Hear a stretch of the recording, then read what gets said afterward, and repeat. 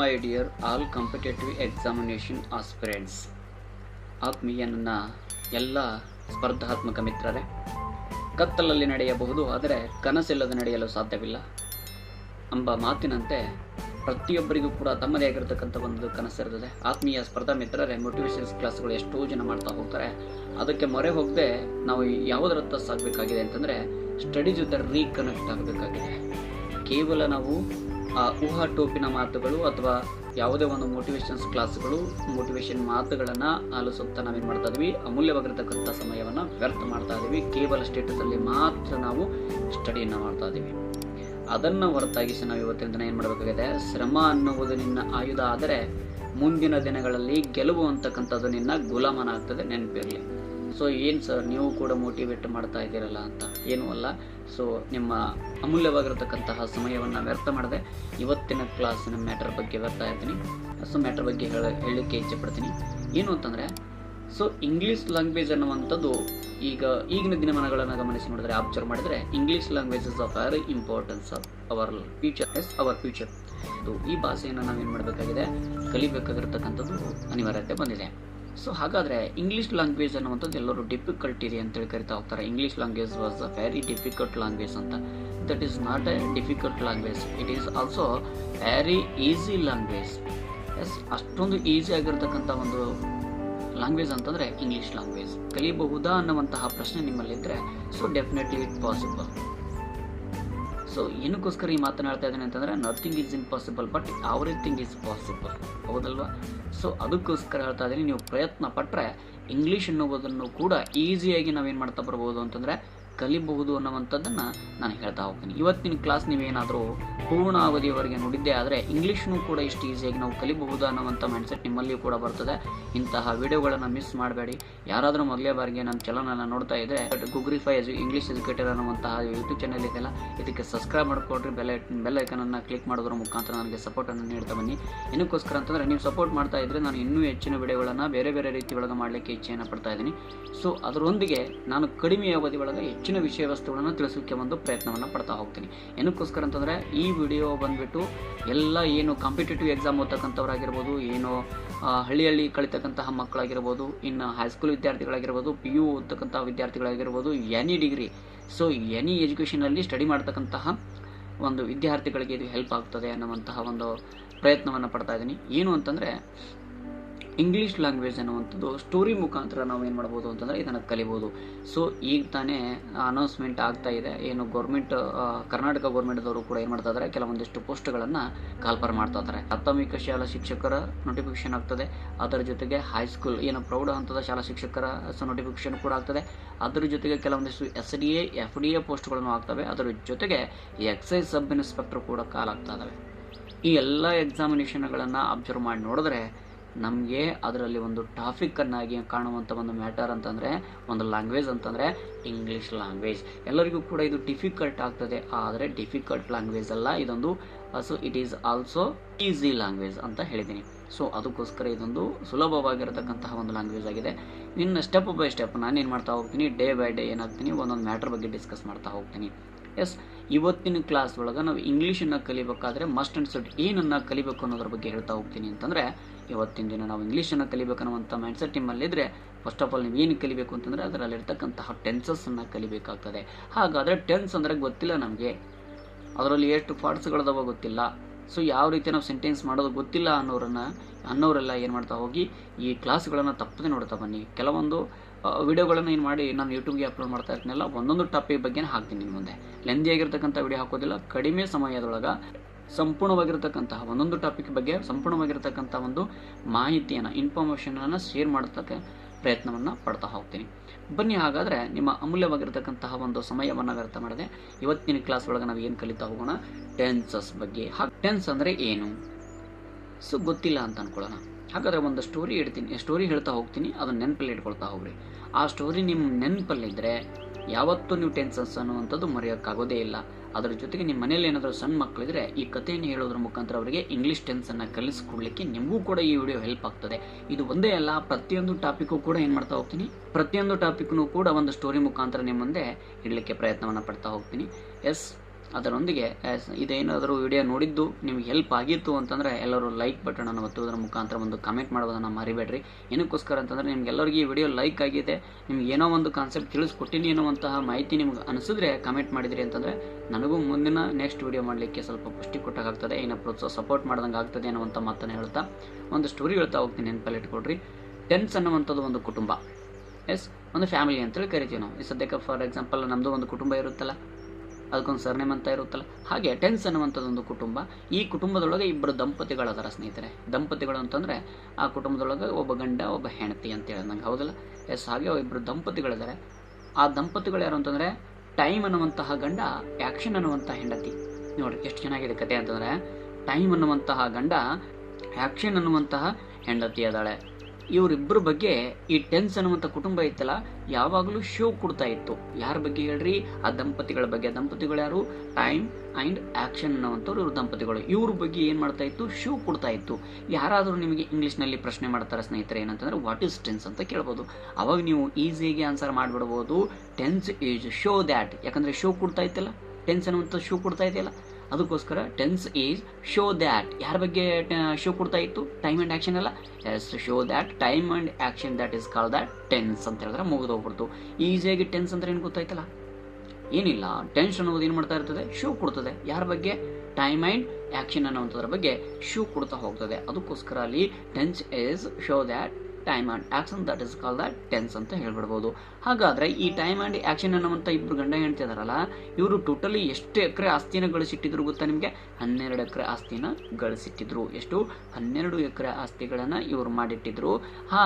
ಹಾಗಾದರೆ ಇವ್ರಿಗೆ ಎಷ್ಟು ಜನ ಮಕ್ಕಳಿದ್ರು ಅಂತಂದ್ರೆ 3 ಜನ ಮಕ್ಕಳು. ನೆನಪಲ್ಲಿ ಇಟ್ಕೊಳ್ರಿ, 3 ಜನ ಮಕ್ಕಳು.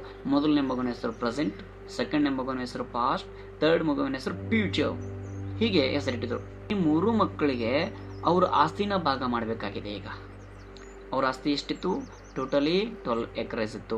ಅಂದರೆ 12 ಎಕರೆ ಆಸ್ತಿಯನ್ನು ಗಳಿಸಿಟ್ಟಿದ್ರಲ್ಲ, ಈ 12 ಎಕರೆನ ಈ 3 ಜನರಿಗೆ ಹಂಚಿಕೆ ಮಾಡಿದರೆ ಎಷ್ಟೆಷ್ಟು ಎಕರೆ ಬರುತ್ತೆ? 4 ಎಕರೆ ಬರುತ್ತೆ, ಹೌದಲ್ಲ? ಈ 3 ಜನ ಮಕ್ಕಳಿಗೆ, ಪ್ರೆಸೆಂಟ್ ಅನ್ನೋನಿಗೆ, ಪಾಸ್ಟ್ ಅನ್ನೋನಿಗೆ ಮತ್ತು ಫ್ಯೂಚರ್ ಅನ್ನೋನಿಗೆ, ಈ 3 ಜನ ಮಕ್ಕಳಿಗೆ ಆ 12 ಎಕರೆ ಆಸ್ತಿನ ಹಂಚಿಕೆ ಮಾಡಿದರೆ ಎಷ್ಟು ಬರ್ತದೆ? 4 ಎಕರೆ ಬರ್ತದೆ ಅನ್ನೋದು ಗೊತ್ತಿದೆ. ಸೊ ಯಾರಾದರೂ ನಿಮಗೆ ಪ್ರಶ್ನೆ ಮಾಡ್ಬೋದು, totally how many tenses are there in English ಅಂತ ಕೇಳ್ಬೋದು. ಅವಾಗ ನೀವೇನಂತ ಹೇಳಬೇಕು? Totally 12 tenses are there in English ಅಂತ ಹೇಳಬೇಕು. So mainly how many types of tenses ಅಂತ ಕೇಳಿದರೆ mainly only 3 types of tenses, 3 parts of tenses in English language ಅಂತ ಹೇಳ್ತಾ ಹೋಗಬೇಕು. ಹಾಗಾದರೆ 3 ಪಾರ್ಟ್ಸ್ ಯಾವ್ಯಾವು? ಅದ 3 ಮಕ್ಕಳ ಹೆಸರು ಹೇಳಬೇಕಲ್ಲಿ, ಪ್ರೆಸೆಂಟ್, ಪಾಸ್ಟ್, ಫ್ಯೂಚರ್ ಅನ್ನುವಂಥದ್ದು. ಈ ರೀತಿಯಾಗಿರ್ತಕ್ಕಂತಹ ಮಕ್ಕಳದವಲ್ಲ, ಇವ್ರಿಗೆ 4 ಎಕರೆ ಆಸ್ತಿಯನ್ನು ಹಂಚಿಕೊಡ್ಬೇಕಾಗಿದೆ. ಹಾಗಾದರೆ ನೆನ್ಪಿಟ್ಕೊಳ್ಳಿ, ನಿಮಗೆ ಪೂರ್ವ, ಪಶ್ಚಿಮ, ಉತ್ತರ, ದಕ್ಷಿಣ ಅನ್ನುವಂಥದ್ದು ದಿಕ್ಕುಗಳು ಗೊತ್ತಿದ್ದಾವೆ, ಡೈರೆಕ್ಷನ್ಗಳು ಗೊತ್ತಿದ್ದಾವೆ. ನೆನಪಿದ್ದರೆ ಸಾಕು, ನಿಮಗೆ 12 ಟೆನ್ಸ್ಗಳು ನೀವೇ ಹೇಳ್ತೀರಿ. ಯಾವ ರೀತಿ ಅಂತಂದರೆ ಆ 3 ಜನ ಮಕ್ಕಳು ಯಾರು? ಪ್ರೆಸೆಂಟ್, ಪಾಸ್ಟ್, ಫ್ಯೂಚರ್ ಅನ್ನುವಂಥವ್ರು, ಹೌದಾ? ಈ 3 ಜನ ಮಕ್ಕಳಿಗೆ ಎಷ್ಟು ಆಸ್ತಿನ ಹಂಚಿಕೊಡ್ತಾ ಇದ್ದಾರೆ ಟೈಮ್ ಆ್ಯಂಡ್ ಆ್ಯಕ್ಷನ್ ಅವರು? 12 ಎಕರೆ ಆಸ್ತಿನ ಹಂಚಿಕೊಡ್ತಾ ಇದ್ದಾರೆ. ಹಾಗಾದರೆ ಅವರು 12 ಎಕರೆ ಆಸ್ತಿ ಎಲ್ಲಿತ್ತು ಅನ್ನೋದು ಬೇಕಲ್ಲ? ಪೂರ್ವ ದಿಕ್ಕಿಗೆ 3 ಎಕರೆ ಇತ್ತು. ಹಾಗಾದರೆ ಇಲ್ಲಿ ದಕ್ಷಿಣ ದಿಕ್ಕಿಗೆ 3 ಎಕರೆ ಇತ್ತು. ಅದ್ರ ಜೊತೆಗೆ ಇಲ್ಲಿ ಪಶ್ಚಿಮ ದಿಕ್ಕಿಗೆ 3 ಎಕರೆ ಇತ್ತು. ಇನ್ನು ಉತ್ತರ ದಿಕ್ಕಿಗೂ ಕೂಡ 3 ಎಕರೆ ಇತ್ತು. 4 ದಿಕ್ಕುಗಳಲ್ಲಿ 3 ಎಕರೆ ಗಳಿಸಿಟ್ಟಿದ್ರು ಅಂತಂದರೆ ಟೋಟಲ್ ಎಷ್ಟೈತಿ ಈಗ? ಸೊ 12 ಎಕರೆಸ್ ಆಯಿತು, ಅಂದರೆ 12 ಎಕರೆ ಆಯಿತು. 4 ದಿಕ್ಕಿಗೆ 3 ಎಕರೆ, ಒಂದೊಂದು ದಿಕ್ಕಿಗೂ 3 ಎಕರೆ ಅಂತಂದ್ರೆ 4 ದಿಕ್ಕಿಗೆ ಸೇರಿಸಿದ್ರೆ 12 ಎಕರೆ ಆಗ್ತಾ ಬಂತಲ್ಲ. ಸೊ ಹಾಗಾದರೆ ಇವಾಗ ಪೂರ್ವ ದಿಕ್ಕಿಗಿರುವಂತಹ ಹೊಲ ಯಾವ ರೀತಿ ಇತ್ತು ಅಂದರೆ ವೆರಿ ಸಿಂಪಲ್ ಆಗಿತ್ತು. ಅದು ನೆನಪಲ್ಲಿ ಇಟ್ಕೊಳ್ತಾ ಹೋಗ್ರಿ. ಪೂರ್ವ ದಿಕ್ಕಲ್ಲಿರುವಂತಹ ಹೊಲ ಹೆಂಗಿತ್ತು? ವೆರಿ ಸಿಂಪಲ್ ಆಗಿತ್ತು. ಹಾಗಾದರೆ ಪಶ್ಚಿಮ ದಿಕ್ಕದಲ್ಲಿರ್ತಕ್ಕಂಥ ಹೊಲವನ್ನು ಕೂಡ ಹೆಂಗಿತ್ತು ಅಂದರೆ ಕಂಟಿ ಇದ್ದು, ಭಾಳ ಏನಿದ್ದು ಅಲ್ಲಿ ಜಾಸ್ತಿ ಕಂಟಿ ಇದ್ದು. ಎಸ್, ಹಾಗಾದರೆ ಇಲ್ಲಿ ಉತ್ತರ ದಿಕ್ಕಿಗಿರ್ತಕ್ಕಂತಹ ಹೊಲ ಹೆಂಗಿತ್ತು ಅಂದರೆ ಪರ್ಫೆಕ್ಟ್ ಆಗಿತ್ತು. ಹೆಂಗಿತ್ತು? ಪರ್ಫೆಕ್ಟ್ ಆಗಿತ್ತು. ಅದೇ ರೀತಿಯಾಗಿ ದಕ್ಷಿಣಕ್ಕೆ ಇರತಕ್ಕಂಥ ಹೊಲ ಅರ್ಧ ಪರ್ಫೆಕ್ಟ್ ಇತ್ತು, ಅರ್ಧ ಕಂಟಿ ಬಾಳಿತ್ತು. ಆತ್ಮೀಯ ಸ್ಪರ್ಧಾ ಮಿತ್ರ, ನಿಮಗೆಲ್ಲರಿಗೂ ನೆನಪಲ್ಲಿರಲಿ. ಸೊ ಪೂರ್ವ ದಿಕ್ಕಲ್ಲಿ ಸಿಂಪಲ್ ಆಗಿರ್ತಕ್ಕಂಥ ಹೊಲ ಇದೆ, ಪಶ್ಚಿಮ ದಿಕ್ಕಲ್ಲಿ ಕಂಟಿ ಅದಾವ ಅಂತ ಹೇಳಿದ್ನಲ್ಲ, ಅದು ಕಂಟಿನ್ಯೂಯಸ್ ಅಂತ ಅನ್ಕೊಳ್ಳಿ. ಕಂಟಿ ಅದಾವ ಅಂತಂದರೆ ಕಂಟಿನ್ಯೂಯಸ್ ಅಂತ ಅನ್ಕೊಳ್ಳಿ. ಅದೇ ರೀತಿಯಾಗಿ ಉತ್ತರ ದಿಕ್ಕಿಗೆ ಇರತಕ್ಕಂಥದ್ದು ಪರ್ಫೆಕ್ಟ್ ಆಗಿತ್ತು ಹೊಲ, ಅಲ್ಲಿ 3 ಎಕರೆ ಅದಲ್ಲ. ಎಸ್, ಎಲ್ಲ ದಿಕ್ಕಲ್ಲಿ 3 ಎಕರೆ ಇದೆ, ಪರ್ಫೆಕ್ಟ್ ಆಗಿದ್ದು 3 ಎಕರೆ ಇದೆ. ಆಮೇಲೆ ಈ ಕಡೆ ದಕ್ಷಿಣ ದಿಕ್ಕಲ್ಲಿ ಯಾವುದಿದೆ? Perfect continuous. ಯಾಕಂದರೆ ಅರ್ಧ ಕಂಟಿ ಅರ್ಧ ಪರ್ಫೆಕ್ಟ್ ಅಂತ ಹೇಳಿದ್ದೀನಲ್ಲ, ಪರ್ಫೆಕ್ಟ್ ಕಂಟಿನ್ಯೂಯಸ್. ಈ 4 ದಿಕ್ಕುಗಳಲ್ಲಿ ಇವಿಷ್ಟು ನೆನಪಲ್ಲಿರಲಿ ನಿಮಗೆ. ಯಾಕಂತಂದರೆ ಆ 3 ಜನಕ್ಕೆ ಆಸ್ತಿನ ಹಂಚಿಕೊಡ್ತಾ ಇದೀವಿ ಅಂತಂದರೆ ಇನ್ನು ಪರ್ಫೆಕ್ಟ್ ಇದ್ದಿದ್ದು ನೀವು ಒಬ್ಬನೇ ತಗೋಪ್ಪ ಅಂತ ಹೇಳಿದ್ರೆ ಅವ್ನು ತಗೋತಾನ, ತಗೊಳ್ಳಲ್ಲ. ಚಲೋ ಇದ್ದೀವಲ್ಲ ನೀನು ತಗೋತೀಯ, ಕೆಟ್ಟಿದ್ದೆಲ್ಲ ನನಗೆ ಕೊಡ್ತೀಯನೋ ಅಂತ ಕೇಳ್ತಾನಲ್ಲ. ಸೊ ಅದಕ್ಕೋಸ್ಕರ ಏನು ಮಾಡ್ತಾರೆ, ಎಲ್ಲ ದಿಕ್ಕಲ್ಲಿಯೂ ಕೂಡ ಒಂದೊಂದು ಎಕರೆ 3 ಜನಕ್ಕೆ ಹಂಚಿಕೊಡ್ಬೇಕೀಗ. ಆ ದಿಕ್ಕಲ್ಲಿರ್ತಕ್ಕಂತಹ ಹೊಲಗಳು ಎಷ್ಟೆಷ್ಟು ಎಕರೆ ಇದಾವೆ, 3 ಎಕರೆ ಇದಾವೆ. ಪೂರ್ವ ದಿಕ್ಕಲ್ಲಿರುವುದು ಯಾವ ರೀತಿ ಇದೆ, ಸಿಂಪಲ್ ಆಗಿದೆ. ಪಶ್ಚಿಮ ದಿಕ್ಕಲ್ಲಿರುವಂಥದ್ದು ಕಂಟಿನ್ಯೂಸ್ ಕಂಟಿ ಇದಾವೆ. ಹಾಗಾದರೆ ಉತ್ತರ ದಿಕ್ಕದಲ್ಲಿರ್ತಕ್ಕಂಥದ್ದು ಪರ್ಫೆಕ್ಟ್ ಆಗಿದೆ ಹೊಲ, ದಕ್ಷಿಣ ದಿಕ್ಕಲ್ಲಿರುವಂಥದ್ದು ಅರ್ಧ ಪರ್ಫೆಕ್ಟ್ ಇದೆ, ಅರ್ಧ ಕಂಟಿ ಅದಾವ ಅಂತ ನೆನ್ಪಿಟ್ಕೊಳ್ಳಿ. ಎಸ್, ಹಾಗಾದರೆ ಈಗ ಪ್ರೆಸೆಂಟ್ ಅನ್ನೋನಿಗೆ, ಪಾಸ್ಟ್ ಅನ್ನೋನಿಗೆ, ಫ್ಯೂಚರ್ ಅನ್ನೋನಿಗೆ ಇವೇನು 3 ಮಕ್ಕಳದ್ರಲ್ಲ, 3 ಮಕ್ಕಳಿಗೆ ಹಂಚಿಕೊಡ್ಬೇಕಾಗಿದೆ. ಒಂದೇ ದಿಕ್ಕಲ್ಲಿರುವಂಥದ್ದು ಪರ್ಫೆಕ್ಟ್ ಇರುವಂಥ ಹೊಲ ನೀನು ತಗೋಪ ಅಂತ ಒಬ್ಬನಿಗೆ ಕೊಟ್ಬಿಟ್ರೆ ಅವ್ನು ತೊಗೊಂಡ್ಬಿಡ್ತಾನ? ಇಲ್ಲ, ನನಗೆ ಪರ್ಫೆಕ್ಟ್ ಇದ್ದಿದ್ದು ಹೊಲ ಕೊಡ್ತೀಯಾ, ಸೊ ಅವನಿಗಂದ್ರೆ ಪರ್ಫೆಕ್ಟ್ ಇದ್ದಿದ್ದು ಹೊಲ ಕೊಡ್ತೀಯಾ, ನನಗಂದ್ರೆ ಕಂಟಿದ್ದಿದ್ದು ಕೊಡ್ತೀಯಾ ಅಂತೇಳಿ ಜಗಳ ಬರ್ತಾವಲ್ಲ. ಅದಕ್ಕೋಸ್ಕರ ಹಂಗೆ ಮಾಡೋದು ಬೇಡ ಅಂತೇಳಿ ಟೈಮ್ ಆ್ಯಂಡ್ ಆ್ಯಕ್ಷನ್ ಅವ್ರು ಏನು ಮಾಡ್ತಾರೆ, ಒಂದು ಪ್ಲ್ಯಾನನ್ನು ಓಡಿಸಿ ಈಕ್ವಲೆಂಟಾಗಿ ಹಂಚಬೇಕು ಮಕ್ಕಳಿಗೆ ಅಂತ ಹೇಳ್ಬಿಟ್ಟು ಏನು ಮಾಡ್ತಾರೆ, ಈ ಪೂರ್ವ ದಿಕ್ಕಲ್ಲಿರುವಂತಹ ಹೊಲ ಯಾವುದಿತ್ತು, ಸಿಂಪಲ್ ಆಗಿತ್ತು. ಆ ಸಿಂಪಲ್ ಆಗಿರತಕ್ಕಂಥ ಹೊಲ ಪ್ರೆಸೆಂಟ್ ಅವನಿಗೂ 1 ಎಕರೆ ಕೊಟ್ಟರು, 1 ಎಕರೆ ಪಾಸ್ಟ್ ಅನ್ನೋನಿಗೂ ಕೊಟ್ಟರು, 1 ಎಕರೆ ಫ್ಯೂಚರ್ ಅನ್ನೋನಿಗೂ ಕೊಟ್ಟರು. ಈಗ 3 ಎಕರೆ ಹೋಯ್ತಲ್ಲ ಒಂದು ದಿಕ್ಕಿಂದು. ಅದೇ ರೀತಿಯಾಗಿ ಪಶ್ಚಿಮ ದಿಕ್ಕದಲ್ಲಿನೂ ಕೊಡ್ಬೇಕಲ್ಲ ಈಗ. ಸೊ ಪಶ್ಚಿಮ ದಿಕ್ಕದಲ್ಲಿಯೂ ಕೂಡ ಪ್ರೆಸೆಂಟ್ ಅವನಿಗೂ ಕೊಟ್ಟರೆ ಏನಂತ ಬರುತ್ತೆ, ಎಸ್ ಪ್ರೆಸೆಂಟ್ ಅವನಿಗೂ ಕಂಟಿ ಇದ್ದೇವೆ ಅಂತ ಹೇಳಿದ್ನಲ್ಲ, ಕಂಟಿನ್ಯೂಸ್ ಅದು. ಆ ಕಂಟಿನ್ಯೂಸ್ ಅನ್ನೋದನ್ನು ಬತ್ತು, ಪಾಸ್ಟ್ ಇದ್ದವನಿಗೂ ಬತ್ತು, ಫ್ಯೂಚರ್ ಇದ್ದವನಿಗೂ ಬತ್ತು. ಹೀಗೆ ಎಲ್ಲ ದಿಕ್ಕಲ್ಲಿಯೂ ಕೂಡ 1 ಎಕರೆ ಕೊಡ್ಕೊಳ್ತಾ ಬಂದರು. ಹಾಗಾದರೆ ಈಗ ಪ್ರೆಸೆಂಟ್ ಇದ್ದವನಿಗೆ ಹಂಚಿಕೊಳ್ತಾ ಹೋಗೋಣ. ಪ್ರೆಸೆಂಟ್ ಇದ್ದವನಿಗೆ ಎಲ್ಲ ದಿಕ್ಕಲ್ಲಿ 1 ಎಕರೆ ಬರಬೇಕಲ್ಲ ಈಗ. ಸೊ 4 ದಿಕ್ಕಲ್ಲಿ 1 ಎಕರೆ ಬರಬೇಕಲ್ಲ. ಹಾಗಾದರೆ ಇಲ್ಲಿ ಪೂರ್ವ ದಿಕ್ಕಿಗೆ ಕೊಟ್ಟರೆ ಅವನಿಗೆ ಯಾವುದು ಕೊಡಬೇಕಾಗಿತ್ತು ಹೊಲ, ಸಿಂಪಲ್ ಆಗಿರ್ತಕ್ಕಂಥದ್ದು. ಇದು ಸಿಂಪಲ್ ಪ್ರೆಸೆಂಟ್ ಅಂತೇಳಿ ಕರಿತಾ ಹೋಗ್ತೀವಿ. ಹಾಗೆ ಇಲ್ಲಿ ಪಶ್ಚಿಮ ದಿಕ್ಕಿಗೆ ಬರೋಣ. ಪಶ್ಚಿಮ ದಿಕ್ಕಲ್ಲಿ ಹೊಲ ಹೆಂಗಿದೆ, ಕಂಟಿ ಬಾಳದಾವ ಅಂತ ಹೇಳಿದೆ, ಕಂಟಿನ್ಯೂಸ್ ಪ್ರೆಸೆಂಟ್ ಕಂಟಿನ್ಯೂಸ್ ಆಯಿತು. ಉತ್ತರೆಯಲ್ಲಿ ತನ್ನ ಹೆಸರು ಹಾಕೋತಿರಲಿಲ್ಲ, ಹಾಗೆ ಇಲ್ಲಿ ಪ್ರೆಸೆಂಟ್ ಅನ್ನೋನು ತನ್ನ ಹೆಸರು ಹಾಕೋತಾನೆ ಅಷ್ಟೇ. ಹಾಗೆ ಉತ್ತರ ಭಾಗದಲ್ಲಿ ಬರ್ರಿ, ಯಾವ ರೀತಿ ಇದೆವಲ್ಲ, ಪರ್ಫೆಕ್ಟ್ ಆಗಿದೆ. ಪರ್ಫೆಕ್ಟ್ ಆಗಿದೆ ಅಂತಂದರೆ ಅದು ಯಾರಿಗೆ ಕೊಡ್ತಾ ಇದೀವಿ ಈಗ, ಪ್ರೆಸೆಂಟ್ ಅವನಿಗೆ ಕೊಡ್ತೇವೆ. ಪ್ರೆಸೆಂಟ್ ಪರ್ಫೆಕ್ಟ್ ಆಯಿತು, 3ನೇದು. 3 ದಿಕ್ಕಲ್ಲಿ ಕೊಟ್ಟಿವಿ. ಇನ್ನೊಂದು ಉಳಿದಿದ್ದು ಯಾವುದು, ದಕ್ಷಿಣ ದಿಕ್ಕು. ದಕ್ಷಿಣ ದಿಕ್ಕದಲ್ಲಿ ಹೊಲ ಹೆಂಗಿದೆ, ಅರ್ಧ ಪರ್ಫೆಕ್ಟ್ ಇದೆ, ಅರ್ಧ ಕಂಟಿ ಅದಾವ ಅಂತ ಹೇಳಿದೆ. ಪರ್ಫೆಕ್ಟ್ ಕಂಟಿನ್ಯೂಸ್ ಅಂತಂದಂಗೆ ಪ್ರೆಸೆಂಟ್ ಇದ್ದನ್ನು ಕೊಡ್ತಾ ಇದೀವಲ್ಲ, ಎಸ್ ಪ್ರೆಸೆಂಟ್ ಪರ್ಫೆಕ್ಟ್ ಕಂಟಿನ್ಯೂಸ್. ಈಗ ನೀವೇ ಹೇಳ್ರಿ, ಸಿಂಪಲ್ ಪ್ರೆಸೆಂಟ್, ಅದೇ ರೀತಿಯಾಗಿ ಪಶ್ಚಿಮದಲ್ಲಿರ್ತಕ್ಕಂಥದ್ದು ಪ್ರೆಸೆಂಟ್ ಕಂಟಿನ್ಯೂಸ್, ಅದೇ ಉತ್ತರ ದಿಕ್ಕದಲ್ಲಿ ಪ್ರೆಸೆಂಟ್ ಪರ್ಫೆಕ್ಟ್, ಅದೇ ದಕ್ಷಿಣದಲ್ಲಿ ಪ್ರೆಸೆಂಟ್ ಪರ್ಫೆಕ್ಟ್ ಕಂಟಿನ್ಯೂಸ್. ಈಗ 4 ಬಂದುವಲ್ಲ, ಪ್ರೆಸೆಂಟ್ ಅವನಿಗೆ ಹಂಚಿಕೊಟ್ಟಿವಲ್ಲ. ಸೊ ಅದೇ ರೀತಿಯಾಗಿ ಈಗ ಪಾಸ್ಟ್ ಅವನಿಗೂ ಹಂಚಿಕೊಡ್ಬೇಕು. ಪಾಸ್ಟ್ ಇದ್ದನ್ನಲ್ಲಿ 2ನೇ ಮಗು, ಆ ಮಗುವಿಗೂ ಹಂಚಿಕೊಡ್ಬೇಕಲ್ಲ. ಹೇಗಾದರೆ ಪೂರ್ವ ದಿಕ್ಕದಲ್ಲಿ ಕೊಟ್ಟರೆ ಹೊಲ ಹೆಂಗದ ಅವನಿಗೆ, ಸಿಂಪಲ್ ಆಗಿದೆ, ಸಿಂಪಲ್ ಪಾಸ್ಟ್. ಅದೇ ಪಶ್ಚಿಮ ದಿಕ್ಕದಲ್ಲಿ ಹೆಂಗದವಲ್ಲ, ಕಂಟಿ ಅದಾವ, ಕಂಟಿನ್ಯೂಸ್ ಅಲ್ಲ, ಪಾಸ್ಟ್ ಕಂಟಿನ್ಯೂಸ್ ಅಲ್ಲ. ಎಸ್, ಹಾಗಾದರೆ ಉತ್ತರ ದಿಕ್ಕದಲ್ಲಿ ಹೊಲ ಹೆಂಗಿದೆ, ಪರ್ಫೆಕ್ಟ್ ಆಗಿದೆ. ಹಾಗಾದರೆ ಇದು ಪಾಸ್ಟ್ ಅವನಿಗೆ ಕೊಡ್ತಾ ಇದೀವಿ, ಪಾಸ್ಟ್ ಪರ್ಫೆಕ್ಟ್ ಆಯಿತು. ಅದು ದಕ್ಷಿಣ ದಿಕ್ಕಿಗೆ ಬರೀ ಮತ್ತೆ ದಕ್ಷಿಣ ದಿಕ್ಕದಲ್ಲಿ ಹೊಲ ಹೇಗಿದೆ, ಅರ್ಧ ಪರ್ಫೆಕ್ಟ್ ಇದೆ, ಅರ್ಧ ಕಂಟಿ ಅದಾವ. ಎಸ್, ಹಾಗಾದರೆ ಪಾಸ್ಟ್ ಪರ್ಫೆಕ್ಟ್ ಕಂಟಿನ್ಯೂಸ್. ಈಗ ಇವನಿಗೂ 4 ಎಕರೆ ಬಂತಲ್ಲ. ಎಸ್, ಹಾಗಾದರೆ ಇನ್ನು ಫ್ಯೂಚರ್ಗೂ ಕೂಡ ಸೇಮ್ ಹಂಚೋಣ. ಈ ಪೂರ್ವ ದಿಕ್ಕದಲ್ಲಿ ಕೊಟ್ಟರೆ ಸಿಂಪಲ್ ಫ್ಯೂಚರ್ ಆಯಿತು, ಅದೇ ಪಶ್ಚಿಮ ದಿಕ್ಕಲ್ಲಿ ಹೋದರೆ ಫ್ಯೂಚರ್ ಕಂಟಿನ್ಯೂಸ್ ಆಯಿತು. ಅದೇ ಉತ್ತರ ದಿಕ್ಕಿಗೆ ಹೋದರೆ ಫ್ಯೂಚರ್ ಪರ್ಫೆಕ್ಟ್ ಆಯಿತು. ಅದೇ ದಕ್ಷಿಣ ದಿಕ್ಕಿಗೆ ಬಂದರೆ ಏನಾಗುತ್ತಾ, ಫ್ಯೂಚರ್ ಪರ್ಫೆಕ್ಟ್ ಕಂಟಿನ್ಯೂಸ್ ಟೆನ್ಸ್ ಅಂತ ಆಗುತ್ತಾ. ಹೀಗೆ ನಾವೇನು ಮಾಡ್ಬೋದು ಅಂತಂದರೆ 12 ಟೆನ್ಸ್ಗಳ ಹೆಸರು. ಸೊ ನಾವು ಬೈ ಹಾರ್ಟನ್ನು ಮಾಡೋದ್ರ ಮುಖಾಂತರ, ಬೈಪಟ್ಟಲ್ಲ ಬೈ ಹಾರ್ಟ್ ಮಾಡೋದ್ರ ಮುಖಾಂತರ ಏನು ಮಾಡ್ಬೋದು ಅಂತಂದರೆ, ಈ ಸ್ಟೋರಿ ಮುಖಾಂತರ ನಾವು ಸಣ್ಣ ಮಕ್ಕಳಿಗೂ ಕಲಿಕೊಡ್ಬೋದು. ನಾವು ಕೂಡ ಇದನ್ನು ರಿಯಲೈಸ್ ಮಾಡ್ಕೊಳ್ತಾ ಹೋಗ್ಬೋದು, ರಿಮೆಂಬರ್ ಮಾಡುತ್ತಾ ನಾವು ಕೂಡ ಸ್ಟಡಿಯಲ್ಲಿ ಕಂಟಿನ್ಯೂಸ್ ಆಗಿ ಇದ್ದರೆ ಒಂದಲ್ಲ ಒಂದು ಅಚೀವ್ಮೆಂಟ್ ಮಾಡಲಿಕ್ಕೆ ಸಾಧ್ಯ ಆಗ್ತದೆ. ಇವತ್ತಿನ ದಿನ ನಾವು ಕೇವಲ ಟೆನ್ಸ್ ಅಂದ್ರೇನು, ಎಷ್ಟು ಟೆನ್ಸ್ ಅದಾವೆ, ಸೊ ಎಷ್ಟು ಪಾರ್ಟ್ಸ್ಗಳದಾವೆ, 12 ಟೆನ್ಸ್ಗಳ ಹೆಸರು ಏನು ಅಂತೇಳಿ ನಾವು ತಿಳ್ಕೊಂಡಿದ್ದೀವಿ.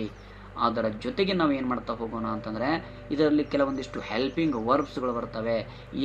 ಯಾವ ಟೆನ್ಸಸ್ ಮುಂದ್ಗಡೆ ಯಾವ್ಯಾವ ಹೆಲ್ಪಿಂಗ್ ವರ್ಬ್ಸ್ಗಳನ್ನು ಬಳಸ್ತೀವಿ, ಮೇನ್ ವರ್ಬ್ V3ನೋ V2ನೋ V4 V5 ಅನ್ನುವಂಥದ್ದನ್ನು ಎಲ್ಲಿ ಬಳಸ್ತೀವಿ ಅನ್ನೋದ್ರ ಬಗ್ಗೆನೂ ಕೂಡ ನೆಕ್ಸ್ಟ್ ವಿಡಿಯೋದಾಗ ಮತ್ತೊಂದು ಕತೆ ಹೇಳೋದ್ರ ಮುಖಾಂತರ ಮತ್ತೆ ಇಂಗ್ಲೀಷನ್ನು ಕಲಿಸ್ಕೊಡ್ಲಿಕ್ಕೆ ಬರ್ತೀನಿ. ಆತ್ಮೀಯ ಸ್ಪರ್ಧಾ ಮಿತ್ರರಿಗೆಲ್ಲರಿಗೂ ಧನ್ಯವಾದಗಳು.